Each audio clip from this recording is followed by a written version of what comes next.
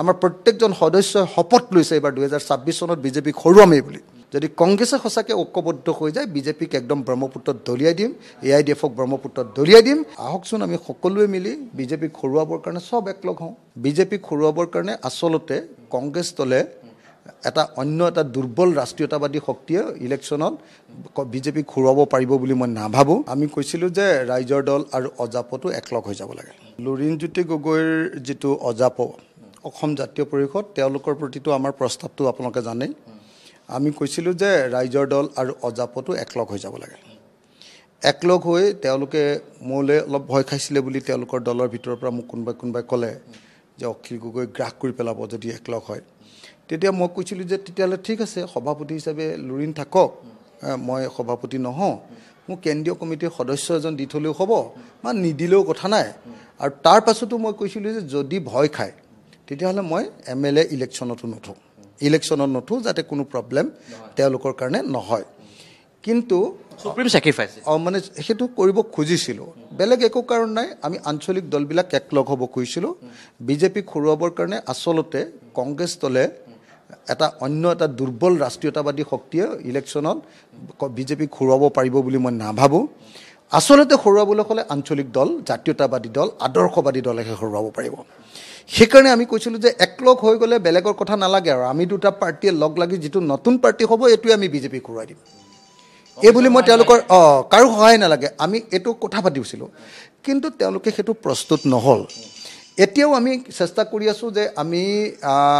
জাতীয় পৰিষদ আৰু CPM যিমান বিলাক পাৰ্টি আছে সব বিলাকে কংগ্ৰেছক বাদ দি আমি অসম নামৰ এটা সংগঠন কৰিছিলো অসম সন্মিলিত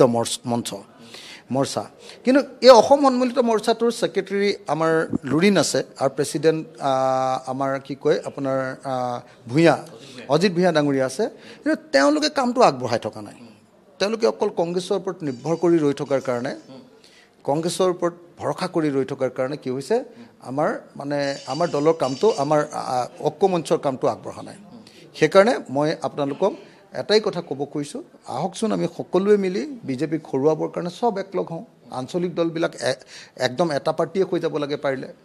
বাকি দলবিলাক লগ লাগিব লাগে তাৰ পিছত কংগ্ৰেছৰ লগত কথা পাতিলে বেছি জোৰদাৰ হ'লহেঁতেন এটা ইফালেও আগনাবাঢ়ে সিফালেও আগনাবাঢ়ে গতিকে উপায় নাই আমি নিজাববীয়াকৈ চেষ্টা কৰিছো আপুনি কৈছিলে যে পঞ্চায়ত ইলেকশ্যনত আমাৰ বেয়া ফলাফল হৈছে কিন্তু মই ভাবো যে নতুন পাৰ্টি এটা হিচাপত আমি 19খন আঞ্চলিক পঞ্চায়ত আৰু 3খন জিলা পৰিষদ পোৱাটো আৰু 152টা আমি ওয়াৰ্ড মেম্বাৰ পোৱাটো মানে আশা কৰা আপুনি কষ্ট কৰিছে যথেষ্ট মানে যিমান হ'ব লাগে সিমান হোৱা নাই কিন্তু আমি 3 নম্বৰ মান পাৰ্টিত অসমত এবাৰ পঞ্চায়ত নিৰ্বাচনত 3 নম্বৰ মান পাৰ্টিৰ পৰিগণিত হৈছো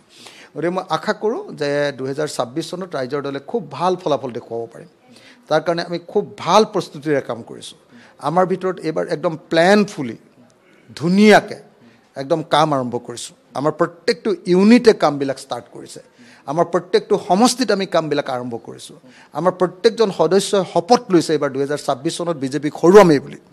গতিকে কাম খুব ভালকৈ আমি কৰিব খুজিছোঁ যদি কংগ্ৰেছে সঁচাকৈ ঐক্যবদ্ধ হৈ যায় বিজেপিক একদম ব্ৰহ্মপুত্ৰত দলিয়াই দিম AIDFক ব্ৰহ্মপুত্ৰত দলিয়াই দিম আৰু যদি কংগ্ৰেছে যদি আৰু এৰাধেৰা কৰি আল্টিমেটলি আকৌ ভোট বিভাজন কৰে শিৱসাগৰ যেনেকৈ ভোট বিভাজন কৰি বিজেপিক জিকালে